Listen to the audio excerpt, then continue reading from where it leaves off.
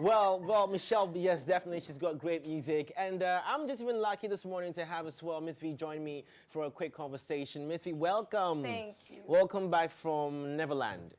Thank you. But I want to say her voice, it's soothing. Yeah. It's amazing. Yeah. What is your favorite cartoon?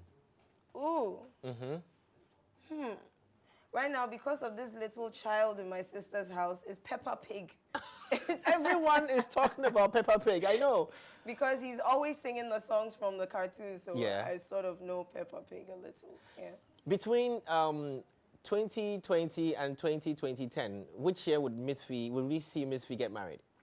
What? I don't know. No. I really don't know. As a female musician, I know you also still fall under the female bracket. Yeah. And there's a lot of demand and pressure from family and friends and settle down. And do you get that as well? Well, my mom, she's my mom. So, she'll definitely push me a little. Vera, where's your boyfriend? What's happening? You have to give birth soon, no? But no, not too much pressure. No. Would you still be in music if you got married? Or I'm sure I will. I'm sure I will. And if you look back at all the footprints that you left, would you recommend your child to be in there? Definitely. It's good. Yeah. It's not as bad as people think. It's actually really good. Now, I'm asking these questions because I'm just going to take your mind away from all the brouhaha that has been going around, and but we're going to come to that though. But so the interesting thing is that the whole story was from the outside, let's say from a follower of MzVee on social media or on television, and I see her videos. So MzVee is performing at different events. MzVee is here, she's here today, she's there. You see her wonderful videos, you see her collaborations, then boom, everything just went black. Yeah. And then after almost 700 days, then boom, it's all color again. There must have been a story to this. There is. What called for the sudden blackness? I'm sure you've heard. We've heard. Yes. But from the horse's own mouth will make it better. Yeah, I went through a very, very difficult time. Starting from 2017, that's when things started to get really dark for me. So 2017, 2018, and 2017, I had the conversation with Richie about quitting music, because he sort of knew I was going through something a little mental. So yeah, 2018 in the studio again, I told him, Richie, I think this is it. I mean, I can't go, I can't continue. And he was hurt, but he had to let me go, because at the end of the day, the musician is human, and I just couldn't move anymore, so I just needed time away. What was family saying about your music? Were they having any impact on there? What was challenging you and giving you a reason to feel like you had to just bounce out of music for a while? It wasn't even family. I wasn't close to family for over 7 years. Wow. Yeah, I wasn't really talking to them because I made my whole life about music so much that I forgot family, which was so wrong. I forgot about myself, and that's what brought me to this very dark place, because everything was, I'm entertaining someone, I need to do this, I need to be at this studio, I need to be at this TV station, this radio station, I need to travel here, I need to perform. It was just about the music. I forgot myself, I forgot my family, and it brought me to that very, very dark place. Did anything happen to just remind you that, hey, you have family, you had people to attend to aside music? Yeah, the reminders were there, but the music, the work is crazy. Yeah. It's absolutely crazy. I can imagine. And there were times where I wouldn't sleep like days, like continuously. Yeah. It was just about the music. It was and the just money. about the music. And the money, yes. You can't forget about that bit. No.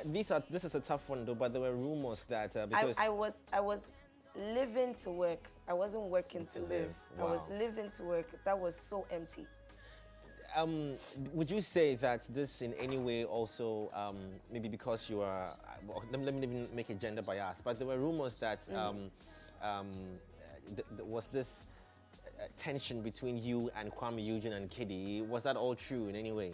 No, I mean, I left, I didn't say anything, so definitely people will have their stories. But no, these boys are so sweet. They're my younger brothers. And we had the best time. I said earlier that I was with a girl group, D3, when I started music with Lynx. And all of a sudden, it was just me for about 6 years. It was one way. It became boring. It was like the same routine all the time. So to have these two boys on, it was so refreshing for me.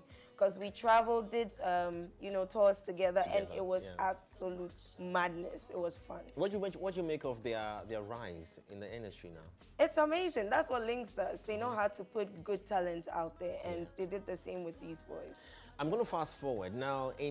If there was something about Lynx that was making this work, or would you say that Lynx played any role in the blackouts of MzVee? Were there any pressures internally that would worry you? Oh, as for everywhere you will work, there'll definitely be, like, it can't be perfect 100%, but it was not the reason. Those little, they weren't the reasons why I left. I left because I was just so quiet for a long time. I'm the type of person who someone will bully or say something to, or just something will happen, and I will never utter a word. It's all here. That's how I grew up. I don't complain. I don't tell you what's going on in my head. I'm just, everything is me. And I realized that I'm not superhuman. I need to communicate. I never did that. So last year, I really learned to communicate my feelings. But yeah, it was just bits and pieces of so many things. And at a point, you don't even know what is making you sad. That's what depression is.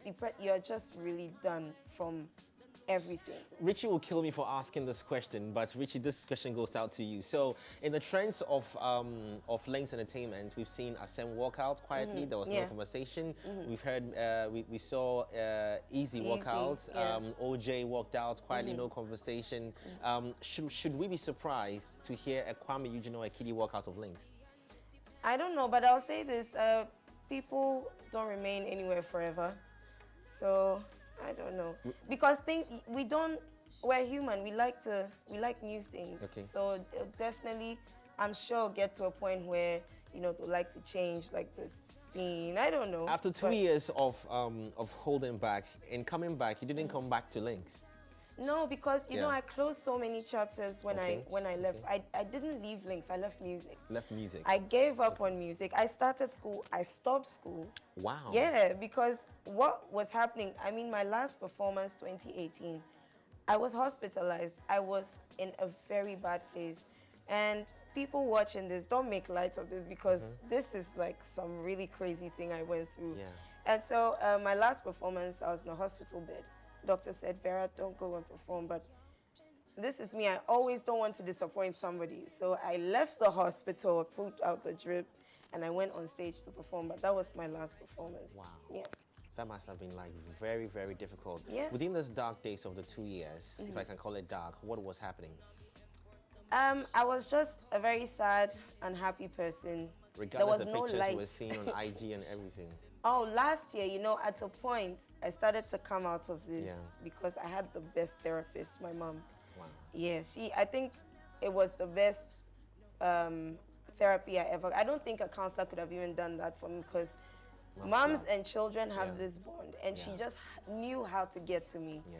Because I'm someone who, you can ask me all the questions, I won't talk. Yeah. But my mom just knew how to she will pick this issue, pick this. And then I'll say, yeah, this one was part, and this one was part, and then, gradually. Let's walk away from the dark days and come into the brighter side of life. So, Sheriff, brand new music. Now, I feel a different vibe and a different twist in this song, and I'm like, am I smelling some Rihanna? Am I smelling some... there's a new MzVee in this, a new energy in there. Tell me about Sheriff. Sheriff, so this song was written by a Jamaican. He's dead, bless his soul. Oh, wow. He wrote this song 2 years ago. Wow. But I'm working with some Jamaicans on my reggae dancehall album I will be releasing early parts of this year. And I was in the studio with them. We're just, working. And then they were playing some of the songs some of their writers had written. And I heard this song, and I said, no, this talks about my life, not giving up and staying strong and just being the commander of your own life, being a sheriff. And I wanted to do that particular song. Yeah. So I redid that song. I changed some of the words in there, but I had to redo that song because it was basically talking about me and so many other people. Lastly, how well is that song doing now? Oh, it's doing really great. I'm surprised, because it's not what's trending right now. It's not an Afrobeat, song, but people are loving it, so I'm grateful. Well, we have to get going now. I've got a surprise for you. Okay. But before we do that, I was just talking to George Britton and Doreen Abbey a few seconds ago about penetrating into Nigeria, especially. It's our sister country. It's a bigger country as well. How you saw what happened to Stoneboy in the performance? Have you had any experience like that before in the past? I performed at the Football Federation Awards in Nigeria. I was the only Ghanaian. And, you know, it's one of those award shows that really chill. Yeah. So they watched, but when I finished, they absolutely clapped. And then the president became my friend. Interesting. Friend for life after that. Wow. He says he watches my performance every day. Wow.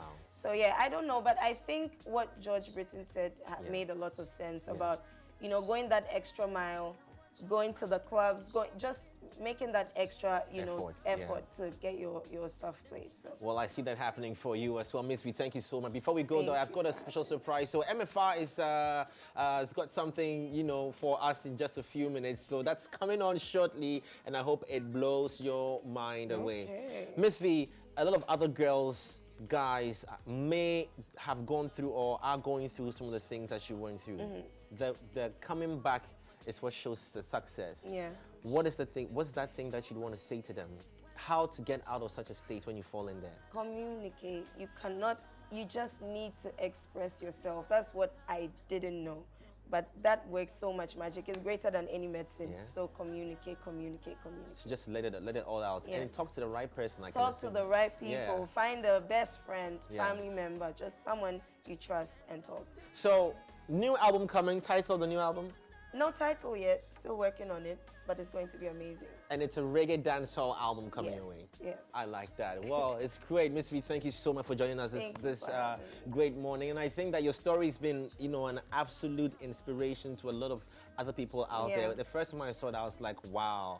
We all sit back and think that, you know, we all have our assumptions, but you may never know what the person is going through one way or the other. And here you are today, brand new music. I love the video. I love it so much. Thank you. First time I heard the song, I was like, this song has got a vibe to it. This song is different. This song is something. I don't know. It's so different. I know. This is not the usual MzVee that you get. I know I have to go though, but is it in any way? Do you think would that conflict with the old you? No, I mean it's music. It's creative. You do what you feel, and people appreciate it. So I don't think it will conflict with anything. I think people will enjoy it. How about we check out Sheriff right about now on your screens? Check it out.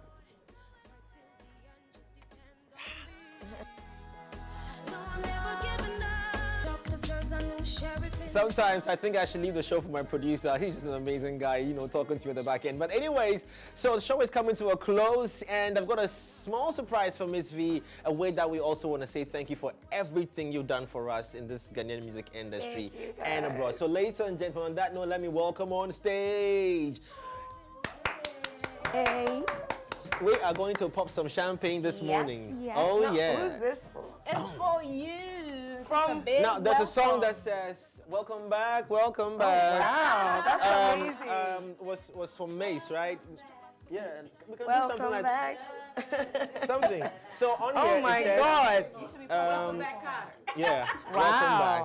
So That's on that note, I'm awesome. going to say welcome, welcome, welcome, welcome. Thank you. Yes, you hold it this way and I'll hold this one. This is for you. Oh, Yes. wow. I wish I was allowed to this is pop a the surprise. champagne. Take it home. I'll take it home. Yeah. Welcome back, Wow, MzVee. thank We love you. you. Am I allowed to pop the champagne? Am I allowed to This pop is it? awesome. You got the mop ready to wipe the floor? Well, on that note, our time is up. It's been great having you watch the show as well. Join us here next week, Monday. On that note, Emefa. I'd like to say thank you for joining us for a beautiful Friday, and I love that you're so back with a big bang. There's a new sheriff, and we're joining you on that. We'll see you also on Monday. We'll start with Nuggets, what's trending, news flash, down to our big interview. And thank you to Design Lounge. Thank you to my Highway for my outfit. And thank you to Sarah Art for my clothing. Michelle, thank you and the to Relevance you. Band. All right, let's do this in 3, and 2, and 1. Guy, yep. I've become a drunkard. Thank you. Wow.